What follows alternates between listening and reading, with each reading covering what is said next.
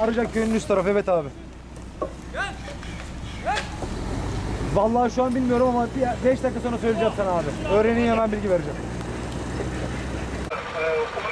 Yerleştiği petrol orada yönlendirme yap, tamam. Çıkışında yapma, paşa bırakayım, oradan yönlendirme. Sağ atırım abi oldu. Sıkıntı yok. Çekiyoruz mu?